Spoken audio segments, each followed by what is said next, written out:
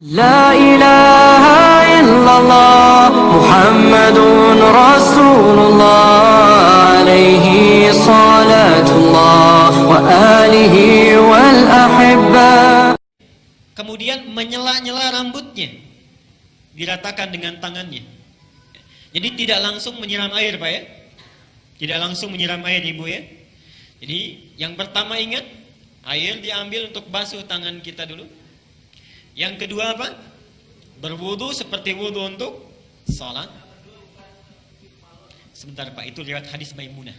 Oke, saya sampaikan bagian pertama dulu. Nanti diperinci di Maimunah binti Al-Harith. Yang kedua apa? Berwudu dulu. Yang ketiga apa? Menyela-nyela kepala atau rambut ya, rambut kita.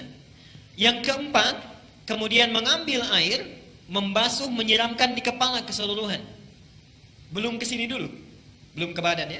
Baik. Saya ulangi pelan-pelan. Satu, mencuci tangan. Kedua, berwudu seperti untuk sholat. Ketiga, menyela-nyela rambut, meratakan keseluruhan. Keempat, menyiram rambut keseluruhan di kepala. Setelah itu, baru disiramkan secara keseluruhan. Jelas sampai sini? Disiramkan secara keseluruhan menggunakan sabun dan seterusnya. Ini gambaran hadis yang pertama yang umum sifatnya. Oke, baik. Coba kita lihat.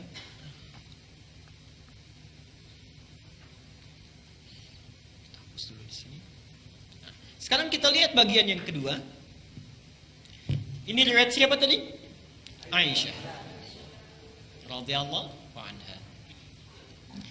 Sekarang Nabi sallallahu alaihi wasallam ketika tinggal di rumah Maimunah, okay, kemudian setelah itu berhubungan dengan Maimunah binti Al-Harith, salah satu istri beliau. Kemudian Nabi Shallallahu Alaihi Wasallam melakukan mandi janabat saat itu. Hadisnya diriwayatkan oleh Maimunah dari Abdullah bin Abbas. Abdullah bin Abbas di Al-Bukhari nomor hadis 265. Perhatikan. Sebentar, saya menyimpang dulu pelan-pelan. Ibu masih ingat Bapak kisah Ibnu Abbas itu? Anaknya usia berapa tahun? Baik. Silakan cek pertemuan kita yang lalu, hadis Abu Daud nomor hadis 1365 itu ya. Ibnu Abbas dalam usia 4-5 tahun itu memaksa ingin tinggal di rumah bibinya Maimunah. Jadi Maimunah ini bibinya Ibnu Abbas. Tinggal di sana, ingin melihat bagaimana sifat bangunnya Nabi dari tidurnya sampai tahajud. Saya pernah terangkan ini ya. Ibnu Abbas memperhatikan itu, berdiri di depan kamar Nabi, diperhatikan bagaimana kira-kira Nabi bangun tidurnya. Sampai kemudian tahajud, diajak beliau untuk menunaikan tahajud. Ternyata tidak berhenti sampai di situ. Kelak kemudian hari, Ibnu Abbas ini karena sungkan bertanya kepada Aisyah kan, kalau Maimunah itu bibinya, bertanya kepada Maimunah bagaimana caranya Nabi SAW bermandi janabah. Disinilah muncul bagian yang kedua yang lebih terperinci. Satu, kata Maimunah, Nabi SAW bila hendak beliau bermandi janabat, perhatikan, satu, mengambil air dengan tangannya, okay. Lalu kemudian mencuci kemaluannya dengan tangan kirinya. Nah, kalau Bapak tadi sampaikan, kalau ingin cari referensinya, itu bukan riwayat yang Aisyah, tapi riwayat Maimunah binti Al-Harith. Ini bagian yang pertama. Yang kedua, hampir mirip dengan yang tadi. Menyela-nyela bagian rambutnya. Oke. Bagi perempuan, ada dua cara. Boleh diikat, dikepang. Karena Maimunah itu juga pernah diikat, dikepang.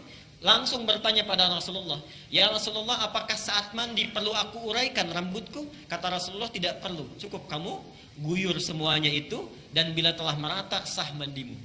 Jelas ya? Baik.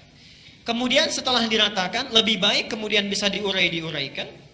Setelah itu selesai, kemudian diguyur, selesai sampai sini, baru kemudian berwudu seperti wudu layaknya sholat.